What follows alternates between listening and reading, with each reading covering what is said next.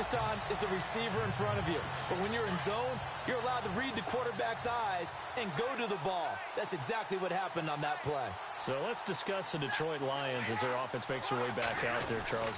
Last 3 years, including a playoff loss in 2016, they're 25-24. They're going to have a new head coach, of course, Jim Caldwell, let go at the end of the year. It always seems like the Lions are stuck right in that middle ground. 7-9, 8-8, 9-7. Can they make that jump to go higher than that? One would think so, but I think they're going to need to add some pieces to their team because, as you noted, right in the middle ground, they can throw the heck out of it, but they can't run it on offense. On defense, they got a little bit better against the run, but what about the pass rushers? Because Ziggy Ansah played hurt most of the season, couldn't be his normal explosive self. They've got to get some more help there, some extra people at the second level at linebacker in order to keep up with the high-powered offenses in the NFC North. And able to push his way forward here for a good little gain. Give him 5 on the carry there, and it'll be second down. Now Riddick. And stopped a few yards shy of the goal line at the 3. It's a nice pickup of 12 yards, and it gives him a 1st and goal. Here's Riddick. And he is into the end zone. Touchdown, Detroit. To open the scoring in Super Bowl 52. And the Lions are going to take a first-quarter lead. And on the grandest of stages, with the whole world watching the Super Bowl, they come out and get the first points. I don't know how you feel about Brandon, but for me, watching the beginning of the Super Bowl, I've often wondered how come it's not just a fumble fest? How come the ball's not all over the place? The nerves, the interim in between of the 2 weeks waiting for the game. But this team came out and handled it just like it was a regular season walk in the park. Terrific start. And he will get into the end zone again, and he seems to have a nose for it as he gets both the touchdown and the 2-point conversion. And, of course, on the 2-point try, had the option to run or pass. They pass it there, and it works. Felt pretty straightforward, didn't it? An open receiver, ball's put on him, 2 points for them. And the Seahawks, looks like they've recovered. They have. So an onside kick fail in the first quarter. Not sure I completely see the logic there. It's not apparent, is it? You almost have to go deeper, I think, and maybe if we try and work along with them and speculate a little bit, we need to steal possessions in this game, and maybe they don't match up possession for possession with the opposite team. They've got to steal it and try and gain an advantage, and they tried. They just didn't get it done. And down to the 44, 5 yards that time.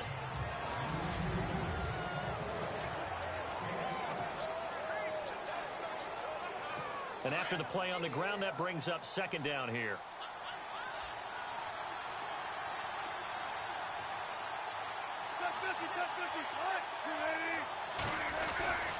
They run again with Carson. And he's going to fight his way forward here for a modest gain.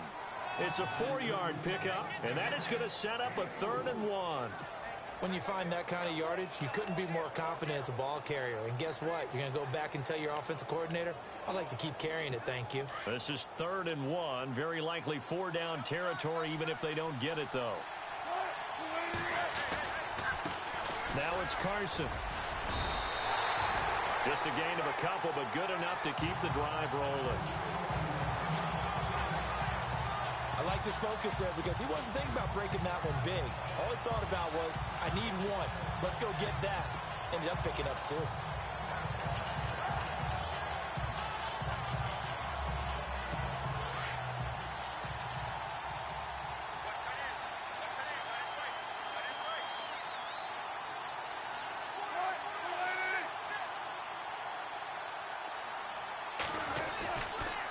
Now a toss play. It's Carson. And some room to work.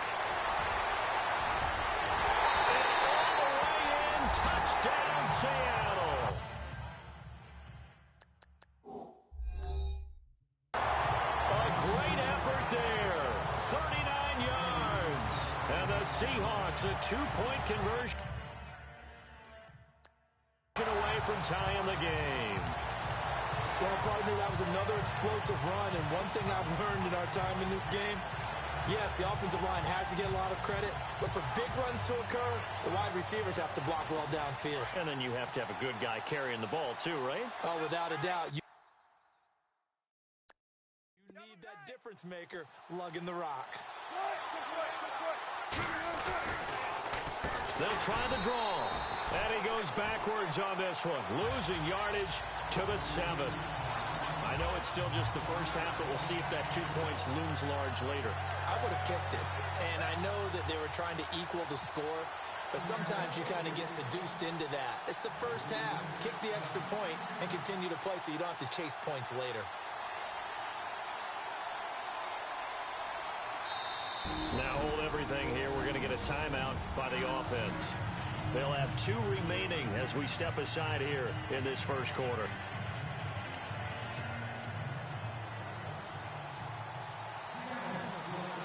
Here's Walsh now to kick this one off.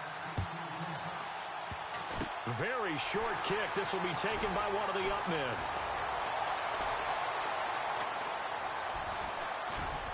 And not a good return here. He is brought down at the 7-yard line. CD, I want to get your thoughts on some potential free agents this offseason before we change the possession here. Now, caution, many of these guys could be resigned, I know, but who are some of them? Kirk Cousins is one. Yeah, we're talking about difference makers. Kirk Cousins at the quarterback position. He's going to be coveted around the league by quarterback-needy teams. Case Keenum had a big year. Could he move? But how about running backs? Le'Veon Bell, Dion Lewis, some pass catchers. Jimmy Graham, Jarvis Landry, Sammy Watkins. And about the guy who goes and gets quarterbacks, DeMarcus Lawrence had a monster year for Dallas last season. Yeah, a lot of big names that could be out there as free agents. Riddick with a carry. And he'll be taken down for a loss back at the 3. He lost 2 there, and it's 3rd down. They'd like to avoid punting from their own end zone so they could use something here on 3rd down. They'll roll him out right.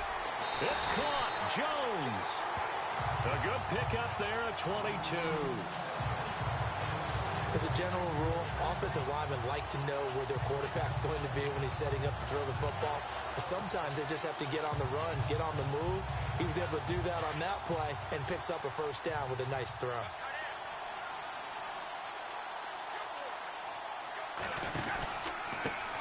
On the ground, it's Riddick.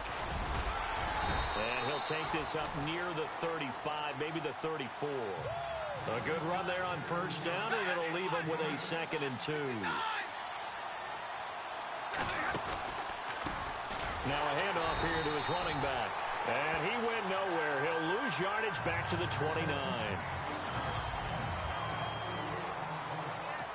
So the offense dealing with a 3rd and 6.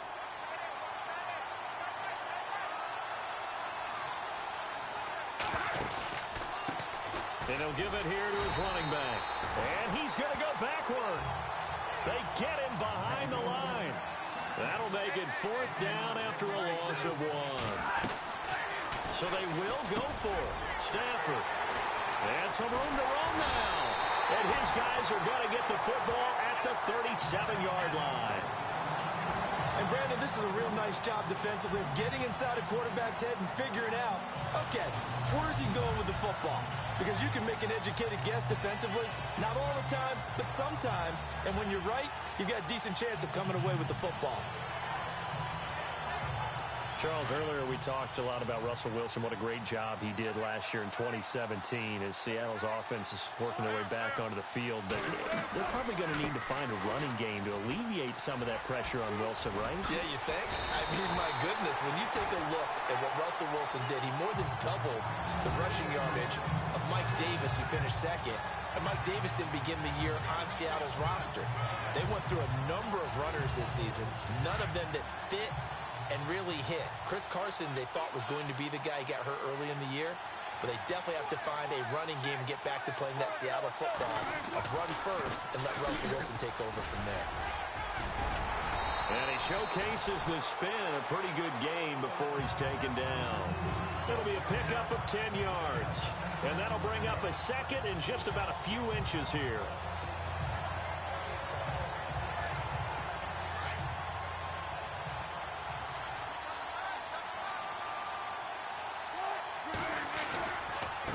Here's Carson.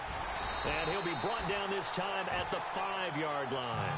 They give him 2 yards there as they're set up now with a 1st and goal. But that was a unit that understood exactly what it was, handed it to their guy who could run it, created some space, and he got there.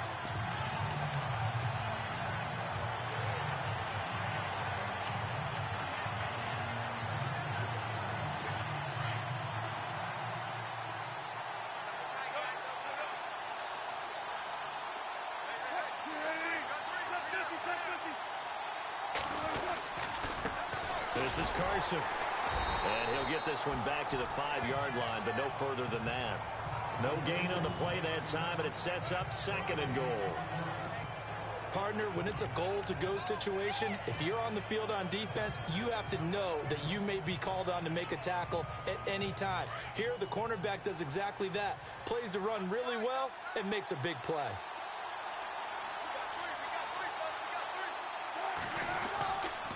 They'll toss it out to Carson. And he will take this one in for the Seattle touchdown. A great play there. His 2nd touchdown of this Super Bowl. And the Seahawks are able to strike for 6. And always a good first half when you can hit pay dirt twice. And it never hurts to have that good feeling as the game moves on. Just think about halftime. If that's all he gets, he'll just sit there at the half and think, all right, 2 already. I can get some more. And it'll be encouraging his offensive line to create some space. And I guess that makes up for the earlier missed 2-point try here to get him to 14. Yeah, that aggressiveness, it reminds me a lot of when basketball first adopted the 3-point shot. And people were starting to realize that 3 for 2 was really starting to work for them. In this case now, maybe the 2 for 1 is coming into play in the NFL.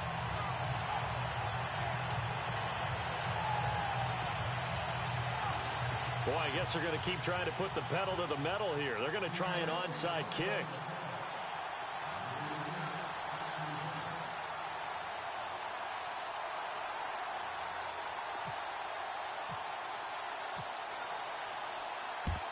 And the Lions are able to cover this one up. A 2nd quarter onside kick there that failed. Is that something that maybe they had dialed up before this game started? It feels like it, doesn't it? That they thought they had the right situation, and the right approach in going after it. Also may signal that they feel like they have the superior team, that they can try these sorts of things, and it won't come back and hurt them later. And they give this time to the tailback. And he'll take it inside the 40 to the 39-yard line. 3 yards on the pickup there, and it'll be 2nd down.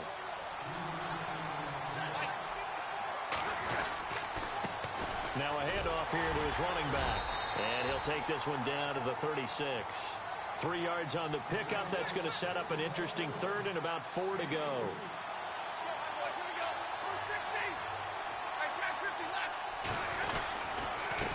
And he'll give it here to his running back.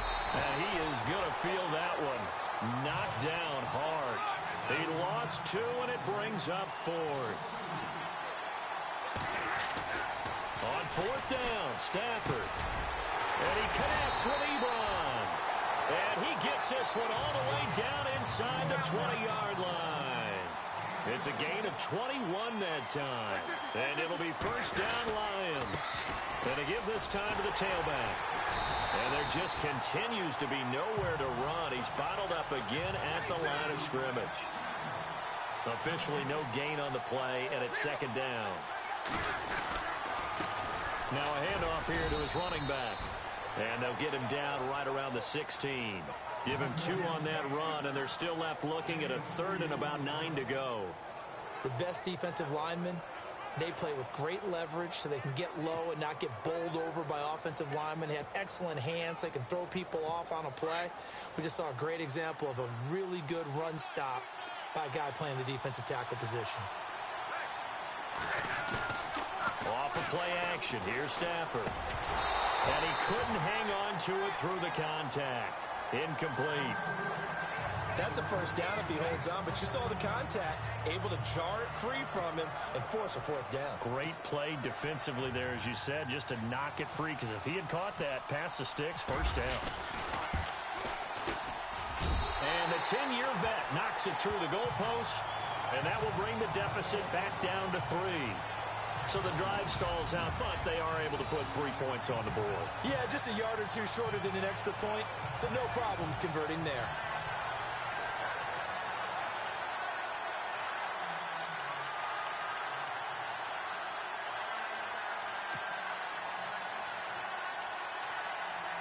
Boy, they're down only one score. Still first half, but they're going to line up for the onside kick.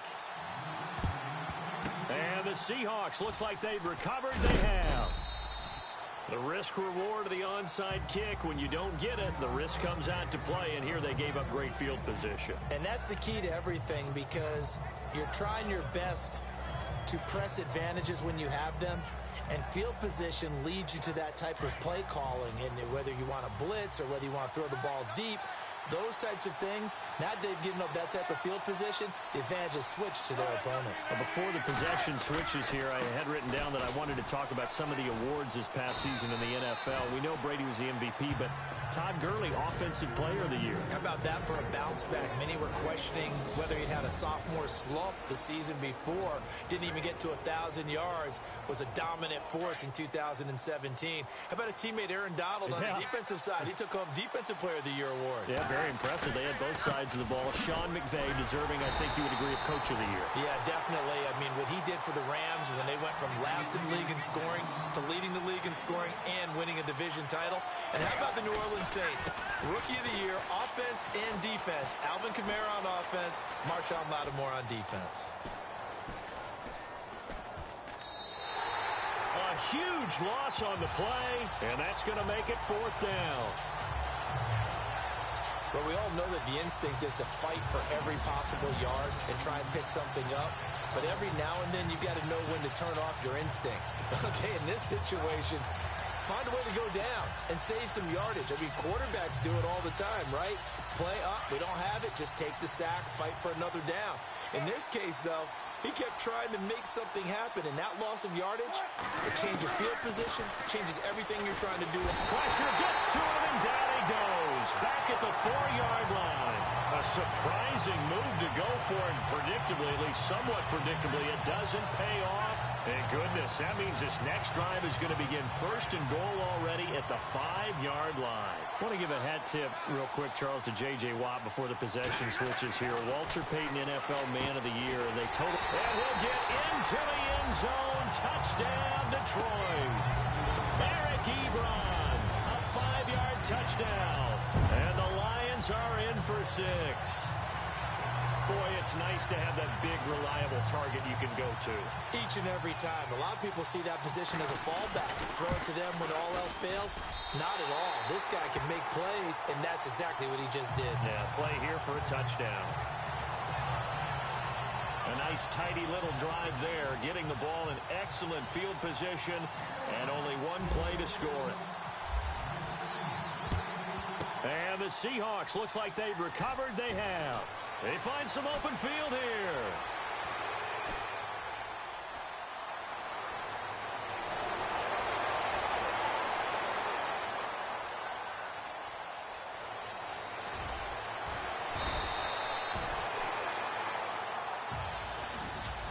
And that's why you have your hands team out there on the field. Those are the best guys ready to make that play. And let's face it, it was executed well. It wasn't a bad kick. It wasn't anything like that. Just that the normal outcome actually came to play. Analytics will tell you it's a very low possibility of getting the ball for the team kicking it in an onside kick situation. You're all about the numbers, aren't you? All about the numbers, baby. It's a new game now. They don't lie. No gain on the play there. 2nd down. But it was stopped on that play. He's had plenty of carries all afternoon. Every now and then the defense is going to win one, but I don't think they'll shy away from handing it to him the rest of the game.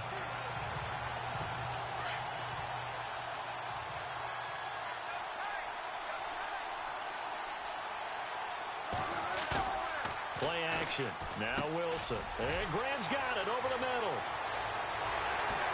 The big fella. He's at the 50. 30. Past the 20. And all the way in. Touchdown, Seattle. Jimmy Graham. 92 yards. And the Seahawks get the quick strike touchdown.